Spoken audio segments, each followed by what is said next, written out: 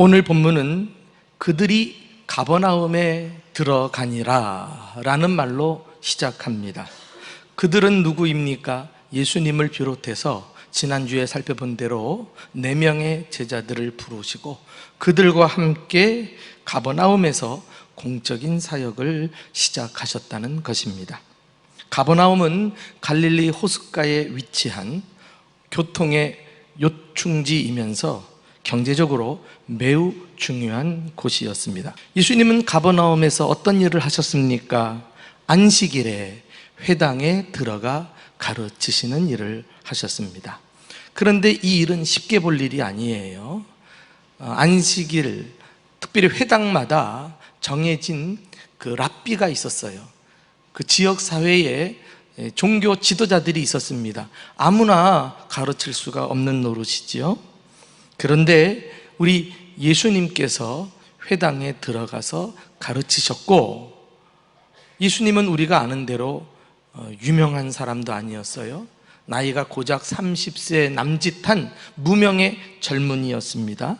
그리고 가버나움과는 다른 시골 출신 나사렛 목수가 아닙니까? 그런 사람이 버젓이 안식일에 가르쳤다?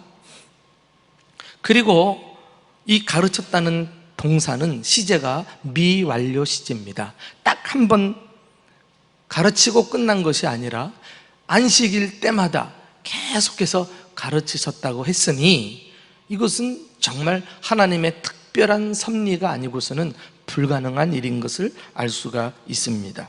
굳이 이유를 찾자면은 가버나움 회당은 개방적으로 운영이 되고 있었습니다. 그래서 방문 교사나 명성 있는 랍비들이 찾아오면 그들에게 가르칠 수 있는 기회를 주었거든요. 오늘날로 말하면 외부 강사를 모신 거예요. 그럼에도 불구하고 무명의 젊은이가 그것도 한 번도 아니고 계속해서 회당에서 안식일마다 가르치셨다? 놀라운 일입니다. 그런데 더 놀라운 일이 있습니다. 예수님이 가르치실 때 사람들의 반응입니다. 오늘 본문은 어떻게 반응을 소개하고 있지요? 우리 22절 말씀을 한 목소리로 읽어보겠습니다. 시작. 무사람이 그의 교훈에 놀라니 이는 그가 가르치시는 것이 권위 있는 자와 같고 서기관들과 같지 아니함일러라. 여기 본문에서 가장 중요한 핵심 단어가 나오고 있습니다. 바로 권위라는 단어입니다. 예수님의 가르침은 예수님께서 권위를 가지신 분이심을 알리는 계기가 되었습니다. 우리는 흔히 높은 지위에 있는 사람이나 명성 있는 사람들을 대할 때 권위라는 말을 사용하지요. 이때 권위는 보통 사람들이 쉽게 다가갈 수 없는 어떤 특별한 신분을 의미한다고 할 수 있습니다. 그러나 이미 아는 대로 예수님은 지위가 있었던 것도 아닙니다. 명성이 자자한 것도 아니었습니다. 그런데도 사람들은 예수님에게서 자신들에게는 없는 어떤 권위를 발견했던 것입니다. 이때의 권위는 세상의 것이 아닌 하나님의 권위, 다시 말해 영적 권위라고 말할 수 있습니다. 본문에는 예수님이 영적 권위를 가지신 분임을 알 수 있는 몇 가지 증거를 발견할 수가 있는데요. 첫째로 사람들이 예수님의 교훈에 놀랐다라는 사실을 먼저 확인할 수 있습니다. 예수님이 가르치시는 내용을 듣고 놀랐다는 것이죠. 여기 놀랐다는 말은 평범한 단어가 아닙니다. 막 정신을 잃을 정도로 큰 감동을 받은 상태입니다. 넋이 나간 거예요. 과연 그 당시 예수님이 무엇을 가르치셨을까요? 본문에는 내용은 나오지 않지만 우리가 짐작해 볼 수 있습니다. 다른 복음서에서 예수님은 늘 자주 그렇게 하셨으니까요. 구약 성경을 가져다가 하나님 나라의 복음을 당신에게 적용시켜서 가르치셨을 것입니다. 한마디로 원저자 직강의 원저자. 그러니까 보통 지금까지 들어본 적이 없는 놀라운 말씀을 회당에서 당시 사람들이 듣고서는 놀랐던 것입니다. 이것을 보면은 권위란 단순한 어떤 지위를 의미하지 않습니다.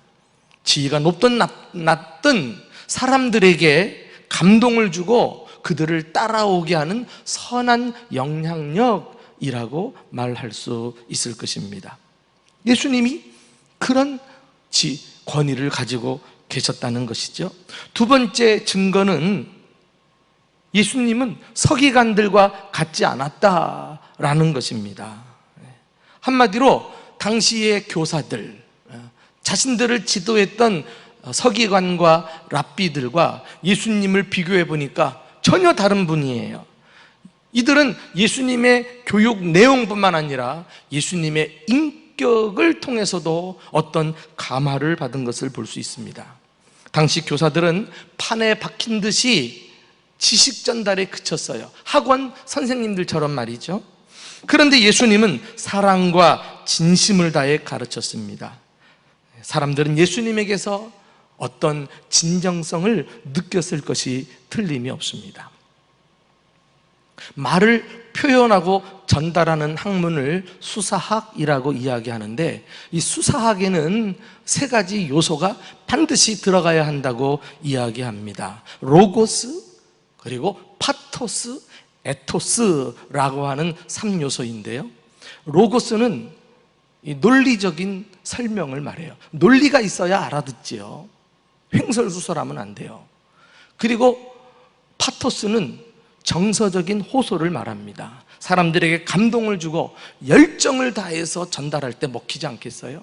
그러나 이것만 가지고는 안 돼요. 에토스라는 요소가 필요한데, 에토스는 인간적 신뢰, 다시 말해서 인격이 그 말씀에 무게를 실어줄 수 있을 만큼 신뢰감을 줘야 말이 먹히는 것 아니겠어요?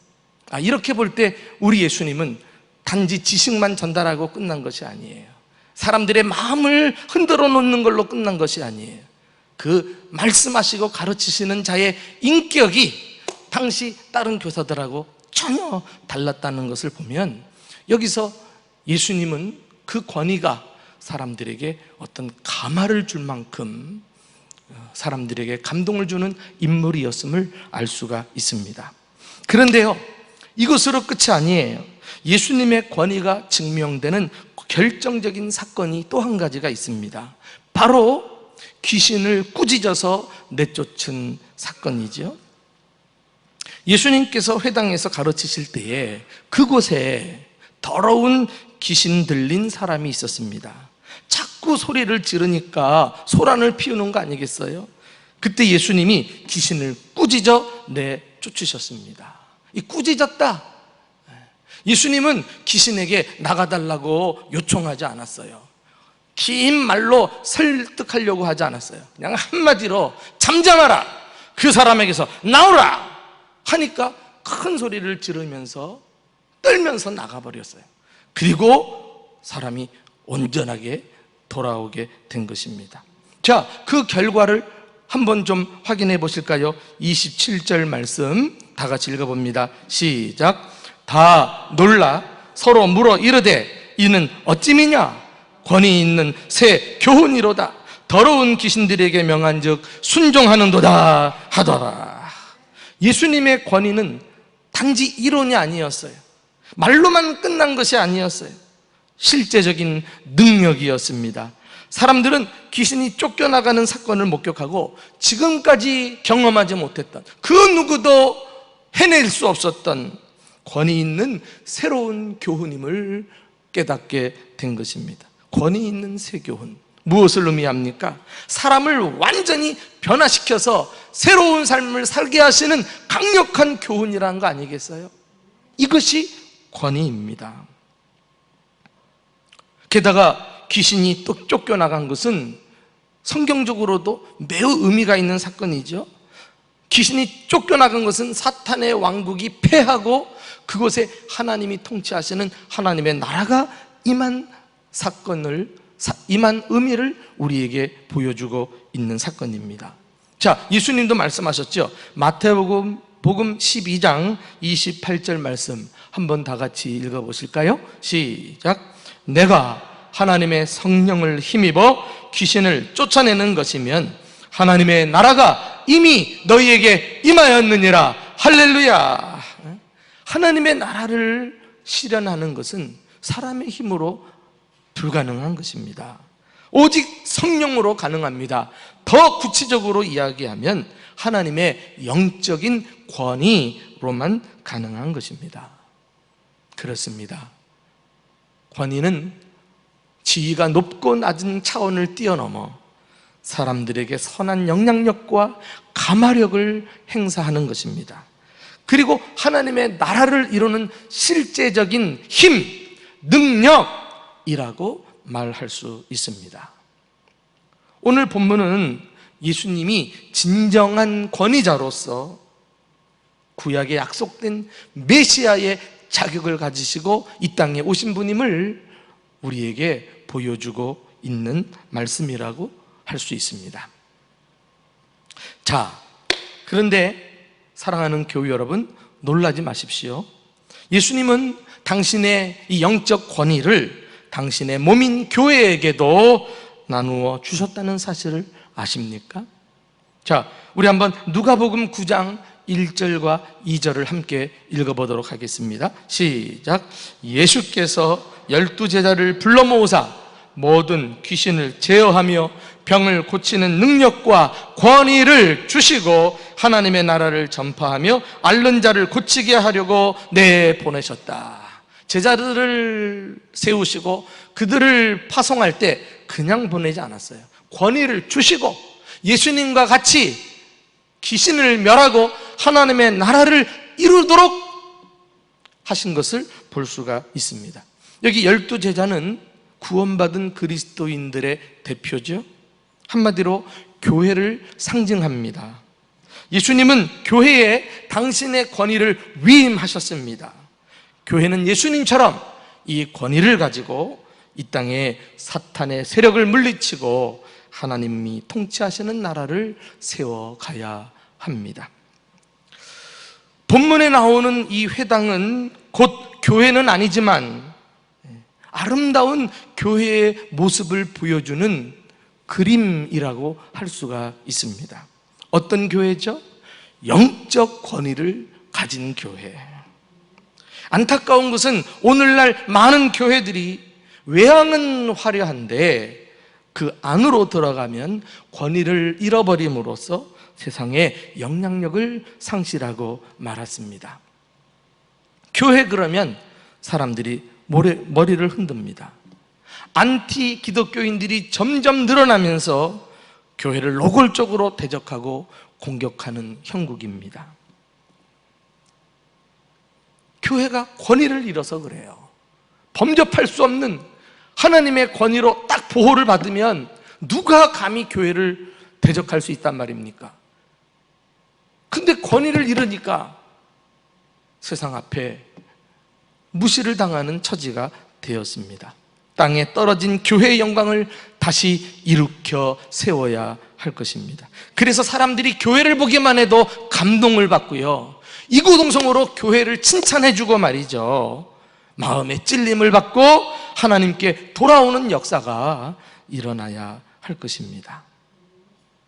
그래서 우리에게는 영적 권위가 필요한 것입니다. 과연 영적 권위를 가진 교회가 되려면 어떻게 해야 할까요?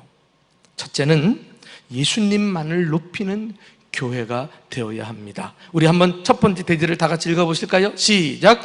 예수님만을 높이는 교회가 됩시다. 나는 예수님께서 회당에 들어가셨다라는 사실을 주목하고 싶습니다. 아마도 그곳에 예수님이 안 계셨다면 오늘 본문의 내용은 기록되지 않았을 것입니다. 예수님께서 회당에 들어가셨을 때 이미 회당은 예수님의 권위로 충만해져 있었던 것입니다. 나는 예수님이 임재해 계시는 영적 권위로 충만한 교회를 상상해 봅니다. 예수님은 권위의 기원이십니다. 모든 권위는 예수님으로부터 오는 것입니다. 예수님 아닌 가짜 권위가 있어요. 예수님의 권위를 흉내내는 권위, 악한 권위로 사용되거나 예수님의 일을 회방하는 그런 일에 사용하는 권위가 얼마든지 있잖아요. 그러나 이런 권위는 영향력을 나타내지 못합니다. 선한 결과를 가져오지 못합니다. 곧 사라지고 말 것입니다. 우리는 이런 권위를 세속적인 권위라고 말합니다. 교회는 세속적인 권위가 아니라 영적 권위로 충만해야 합니다. 사랑하는 교회 여러분, 예수님 없는 교회가 얼마든지 있다는 사실을 아십니까? 교회라고 간판을 내걸고 지붕 천장에 십자가를 높이 세웠다고 해서 다 교회가 아닌 것입니다. 예수님이 주인으로서 높임을 받지 못하고 예수님 자리에 다른 것이 버젓이 앉아 있으면 예수님은 임재를 거두시고 그 교회를 떠나시는 것입니다. 실제로 요한계시록에 가서 보시면 소아시아를 대표하는 7교회들이 나오는데요, 예수님께서 그 교회들을 면밀히 살펴보시는 가운데 어떤 교회들은 호되게 책망을 받는 교회가 있습니다. 얼마나 교회로서 잘못되었으면 야단을 맞았겠어요. 그때 예수님께서 하신 말씀은 무슨 말씀이냐면, 내가 촛대를 옮기리라, 영광을 거두시고 교회를 떠나시겠다는 거예요. 교회는 친한 사람들끼리 모여있는 친목단체도 아닙니다. 흩어져서 하나님의 나라를 확장하는 예수 그리스도의 군사들인 것입니다. 제가 교회라는 말씀을 언급하니까 여러분들은 자신하고는 상관없는 말로 피해가지 마십시오. 교회를 이루고 있는 여러분들이야말로 교회 아닙니까? 이 메시지를 여러분의 신앙생활을 점검하는 말씀으로 받아주시기 바랍니다. 나는 정말 예수 그리스도만을 높이고 살아가고 있는가? 우리는 바울의 고백을 함께 들어볼 필요가 있습니다. 빌립보서 1장 20절 말씀 다 같이 읽어보실까요? 자, 시작. 나의 간절한 기대와 소망을 따라 아무 일에든지 부끄러워하지 아니하고 지금도 전과 같이 온전히 담대하여 살든지 죽든지 내 몸에서 그리스도가 존귀케 하게 되게 하려 하나니. 여러분, 이 말씀이 길어서 핵심이 확 안 잡힙니다만은 한마디로 나의 간절한 기대와 소망, 소원이 한 가지가 있다. 그것은 내가 용기를 가지고 살든지 죽든지 내 몸에서 그리스도가 높임을 받는 것이다.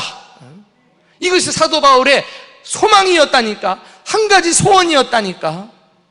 이 정도 우리가 목표를 가지고 신앙생활을 해야 되지 않을까요? 바울의 고백은 개인의 고백을 뛰어넘어서 모든 교회들의 고백이 되어야 할 것입니다.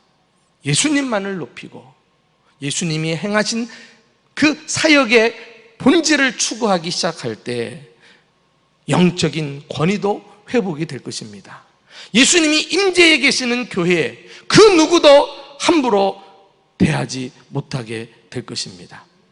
바라기는 우리 대전중부교회 안에서부터 영적 권위가 회복되는, 주님이 임재하시는 운동이 일어날 수 있기를 주님의 이름으로 축원합니다. 두 번째, 영적 권위를 가진 교회가 되려면 성경 말씀을 붙드는 교회가 되어야 합니다. 다 같이 읽어봅시다. 시작. 성경 말씀을 붙드는 교회가 됩시다. 예수님의 권위는 회당에서 말씀을 가르치실 때 드러났습니다. 회당에 모인 사람들이 예수님을 통해 하나님의 말씀을 배우면서 예수님의 영적 권위에 사로잡히게 된 것입니다. 예수님은 전능하신 하나님이십니다. 기적을 나타낼 수 있고 사람들을 어떤 방식으로든지 놀래킬 수도 있는 분이시지만은 주님은 이런 방식을 취하지 않고 조용히 말씀을 가르치고 전하는 일로 권위를 나타내 보여주신 것입니다. 사도행전 6장 7절 말씀인데 다 같이 시작. 하나님의 말씀이 점점 왕성하여 예루살렘에 있는 제자의 수가 심히 많아지고 허다한 제사장의 무리도 이도에 복종하니라. 점점 왕성했다는 것은 하나님의 말씀이 교회 안을 넘어서서 온 지역으로 퍼져나간 것을 말합니다. 퍼져나가면서 그 말씀을 통해 수많은 사람들이 예수님을 믿겠다고 오죠. 심지어 허다한 제사장의 무리도 개종을 하고 교회로 왔어요. 제사장이 누굽니까? 당시에 가장 강력했던 유대교의 종교 지도자들 아닙니까? 그들이 교회가 전하는 말씀의 위력 앞에 굴복한 거예요. 영적 권위가 나타난 것입니다. 초대교회에 이런 일이 가능했던 것은 모두가 교회 안에서 말씀 사역에 집중했기 때문에 그래요. 사도들과 평신도들이 하나님의 말씀에 꽉 붙들려 가지고 가르치고 배우는 것을 최우선순위로 여기고 신앙생활을 했으니까. 그러면서 교회는 어느새 영적 권위를 가진 공동체가 되어 있었던 것입니다.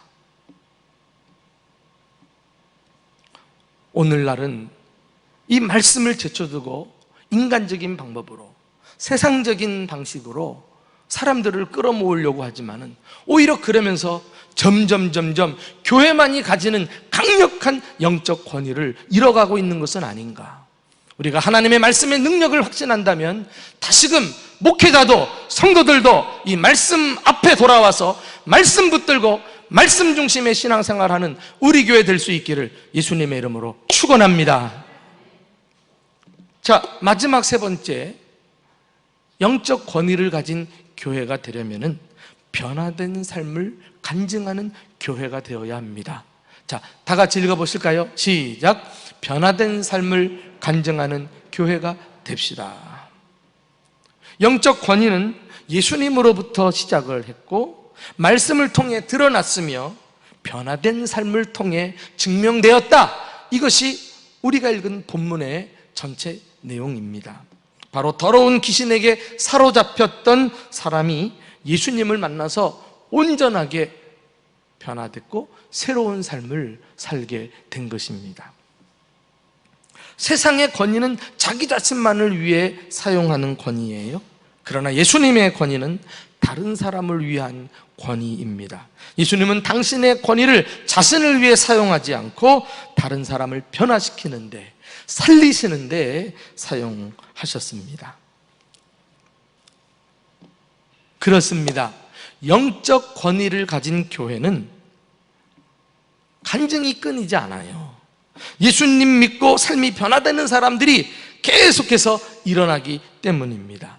여러분, 예수님이 회당에서 가르치실 때 그곳에 모인 사람들 가운데 더러운 귀신 들린 사람도 있었다는 사실을 아십니까? 오늘날 교회 안에도 함께 예배드린다고 모였지만 아무 문제가 없는 것처럼 옷을 빼입고 앉아있지만 우리들 가운데는 저를 비롯해서 많은 문제를 가지고 있는 사람들 아닙니까? 우리는 연약한 자들입니다. 죄인들입니다. 내 스스로 해결할 수 없는 문제에 짓눌려 가지고 다시금 주님을 바라보며 이 자리에 나온 사람들 아닙니까? 그러므로 교회의 간증은 어떤 특별한 사건이 아니라 일상적인 일이 되어야 할 것입니다.